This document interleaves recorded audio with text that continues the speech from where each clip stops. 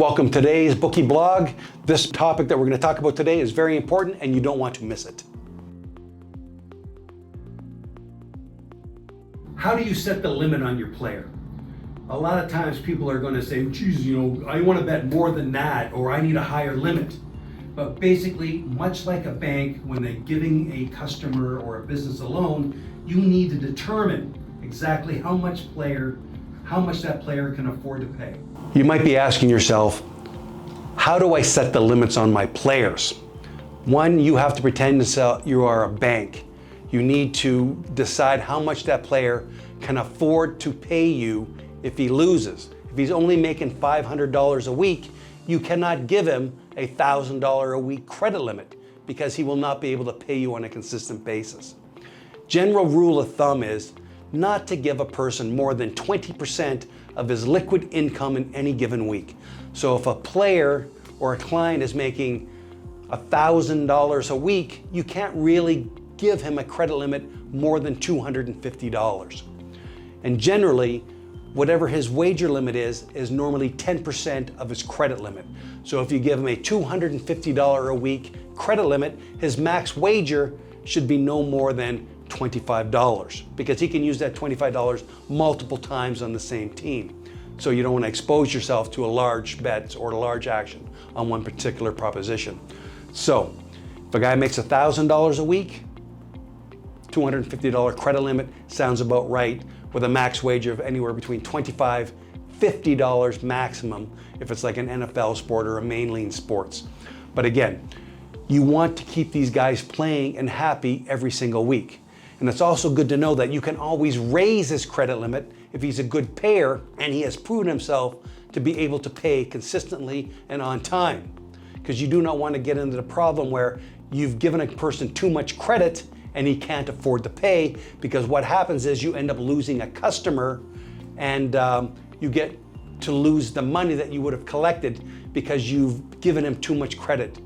So it's very important as a bookie to make sure that you do not give too much credit, especially to a newer player, somebody that you do not know, or somebody that has a job that is commissionable where he doesn't have a guaranteed salary, because there's nothing worse than chasing a player, because you need to keep in mind, you need to collect from the losers to pay from the winners. So if he cannot afford to pay what he lost that week, that means you have to use your escrow or your bankroll to pay your winners, and you do not want to do that.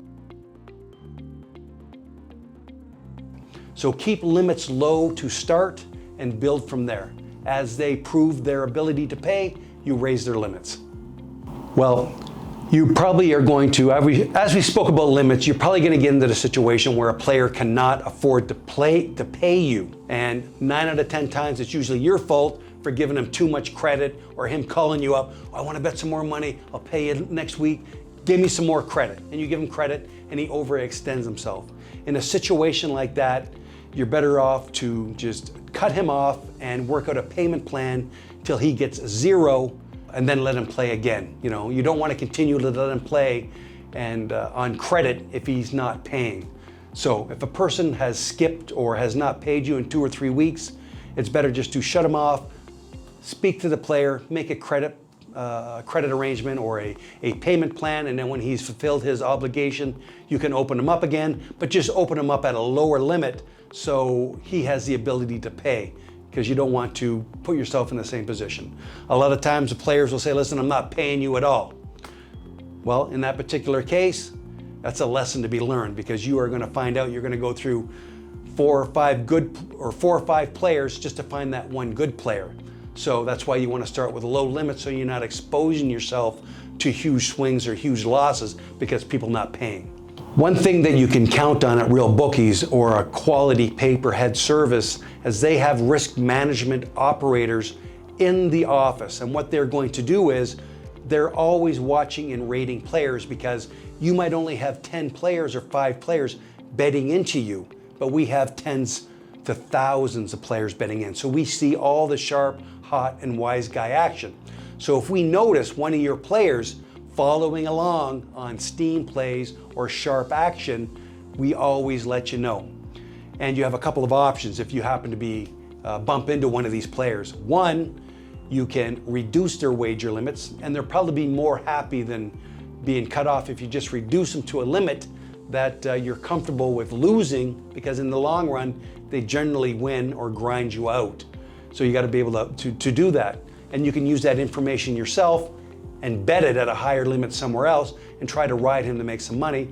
Or in our case, you don't need that action. So if you have a sharp player or a wise guy player that is risking your bankroll any given week because he has betting the highest limits and has a very good win percentage, it's better not to take that action and just let him go. As I mentioned before, some of the best bets you take are the bets you don't take. There's no obligation for you as a bookie to take his action. Pay him off and move on. Your next player could be that loses consistently. At RealBookies, we have your back. We catch sharp players, we'll let you know about them so you can take action quickly. A Steam player means that he is not a recreational player. You have the following options to deal with such players. 1. Lower his limits. 2. Put a delay line type that will show spreads 2 hours before post and totals 1 hour before post. 3. Put a delay so when he tries to bet the site will stall. 4. Remove a specific league that he's exploiting. And 5. Don't book his action. Steam Move is a sudden, drastic, uniform live movement across the entire sports betting marketplace. Steam is the result of a sudden overload of money placed at multiple sportsbooks, and in most cases occurs due to betting groups, betting syndicates, and a few key players with the resources to get down heavily at multiple locations.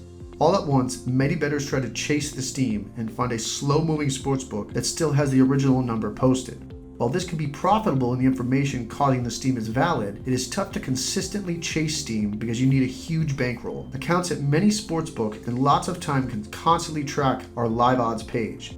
Plus, wise guys understand the desire of bettors to chase steam and will knowingly bet one side of a game to move the number in their favor, then buy back even bigger. As a result, it's extremely difficult to identify which moves are legit, and bettors go broke quickly trying to get down after every move. Thank you for watching the video. Please like and subscribe below and add comments in the comment section if you need any additional information.